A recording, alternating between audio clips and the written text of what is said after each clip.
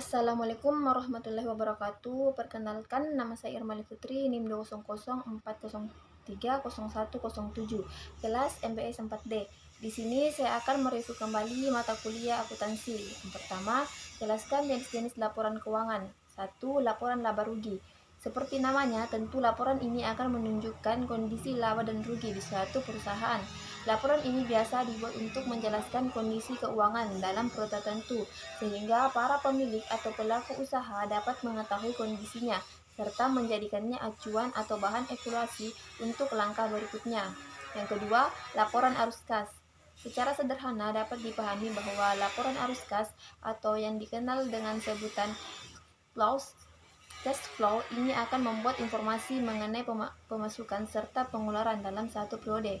Dalam laporan keuangan, ini dapat digunakan sebagai alat guna mengetahui keputusan keuangan yang dilakukan perusahaan, mengevaluasi struktur keuangan, serta menjadi sarana mengatur strategi untuk menghadapi perubahan serta peluang.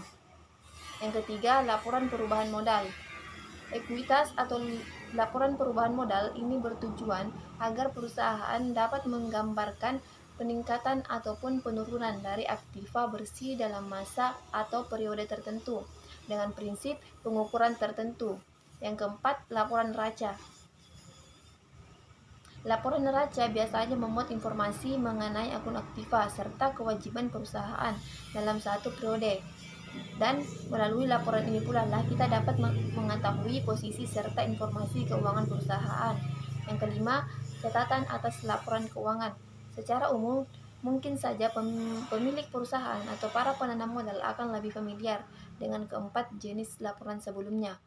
Pada catatan atas laporan keuangan, ini mengacu pada informasi tambahan yang akan menjelaskan bagaimana kondisi perusahaan sampai pada angka laporan keuangannya, termasuk memaparkan penyimpangan atau anggapan inkonsistensinya.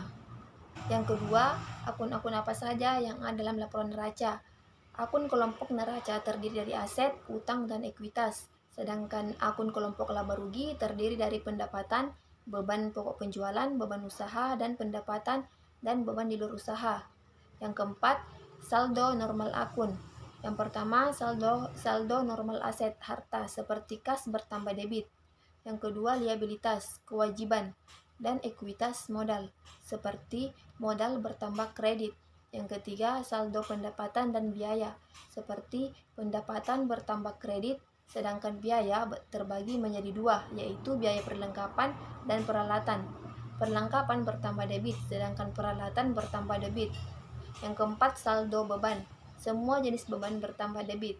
Itulah pemaparan dari saya. Sekian dari saya. Wassalamualaikum warahmatullahi wabarakatuh.